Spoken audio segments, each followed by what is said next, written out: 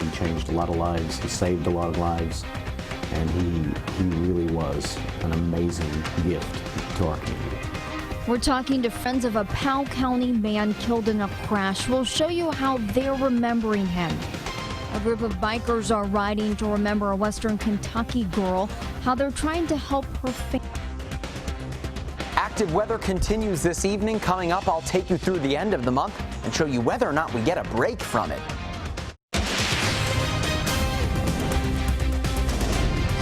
This is WKYT News at 11.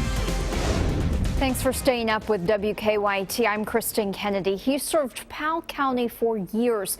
Those who knew Tim Addison say they'll never forget him. The 24-year-old died in a crash yesterday afternoon on Campton Road. Addison was a 911 dispatcher, a volunteer firefighter, and assistant EMA director.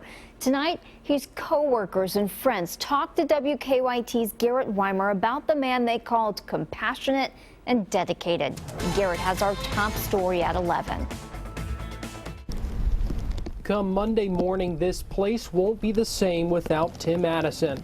He was just like a big kid. He was a consummate professional, but in this special way, he just brightened up every room he ever walked into, and I don't think anyone would tell you any differently about him. Those who knew him say he had a big smile and an even bigger personality, a man who dedicated his life to public service and was good at it. Just speaks volumes to the type of person he is. Whatever he could do to help the public, that's what Tim did. Addison was named Dispatcher of the Year in 2014. It was an award his friends say he was proud of. He changed a lot of lives. He saved a lot of lives. And he really was an amazing gift to our community. Will you miss him? I will miss him every single day of my life. They say he was a good coworker, a good friend, a good man, the kind of person who made you better for knowing him. He loved everyone in Powell County. He just wanted to help everybody. That was Tim's life mission. He loved his family, he loved his community, and the world's going to be a sad place without Tim. Those who knew him say Addison made a difference in his short life, and that will be his legacy. You know, he was a young guy. He had a lot of life left in him, a lot more to give, but I think we learned a lot from each other, and you know, what else can you ask for a person? In Powell County, Garrett Weimer, WKYT. Addison's visitation is from 4 to 8 p.m. tomorrow at Hearn Funeral Home in Stanton. His funeral is scheduled for noon Monday. You can make donations in his memory to Shriners Hospital in Lexington or to Youth Haven Bible Camp in Beattyville. We have new information tonight on a deadly crash in Madison County. The Fayette County coroner says 64-year-old Gary McCrary died Friday afternoon at UK Hospital. Richmond police say McCrary was driving near the intersection of the Robert R. Martin bypass and Great House Road when a driver in a Mustang crashed into McCrary's Camry. Crews took the driver of the Mustang to UK Hospital too. University of Kentucky police arrested a UK fan in the parking lot of Commonwealth Stadium tonight. Chief Joe Monroe says officers have charged 59-year-old Paul Walters with assault and wanton endangerment. Right after the UK game, police say 3 people were fighting in the blue lot. Witnesses claim Walters hit another in the head with a pistol. First responders treated 2 men for minor head injuries at the scene. A Whitley County man is in jail tonight accused of shooting at a police officer. State police say 57-year-old Ansel Foley called 911 around 2 this morning. And when troopers got to his home on Loudon Road, they say Foley shot at them from inside his home. We're told Foley then stayed in his house until dispatchers were able to talk him out. No troopers were injured. State police arrested Foley and charged him with attempted murder of a police officer and wanton endangerment. We are tracking a developing story out of Louisville. Police are investigating another homicide tonight, their 5th one this week. Police found a man in his 20s dead in a car near the intersection of the Watterson Expressway and Bardstown Road. At the same time police were investigating, people were gathering in West Louisville to remember the victims of violence. The mother of a 17-year-old shot and killed earlier this week spoke at the gathering. I didn't want to be here. I never thought I would be here standing with y'all. Now I'm family. We're all in this together. We have to stop. We have to love each other. About 150 people showed up for that vigil. Louisville police report 76 homicides so far this year. Today, bikers in western Kentucky rose to raise money for a Allen County family.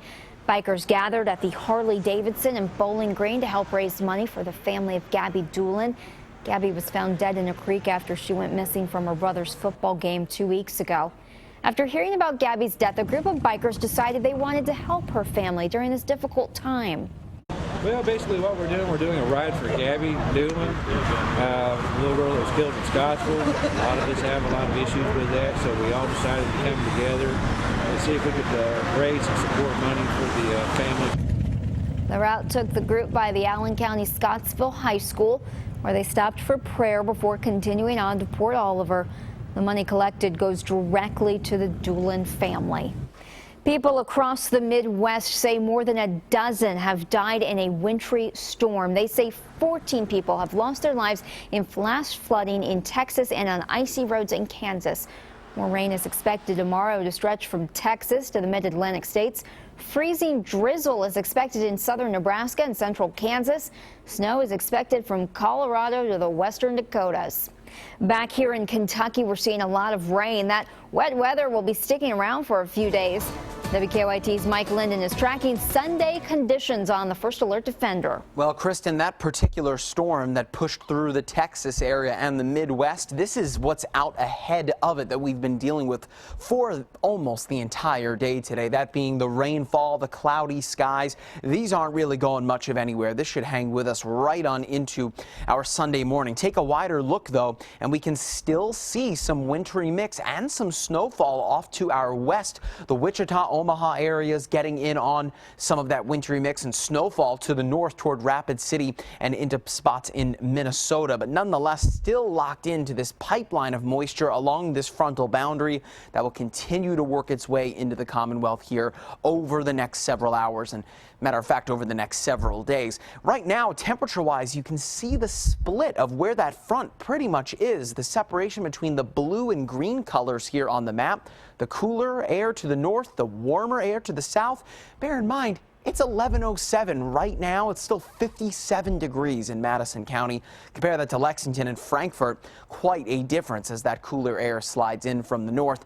But nonetheless, despite this cool down where you normally expect to find dry weather, that is most certainly not the case. Coming up, I'll take you hour by hour and show you more rain in our very near future. The Governor's Cup will spend another year in Louisville. The Wildcats lost again to the Cardinals, this time on home turf at Commonwealth Stadium.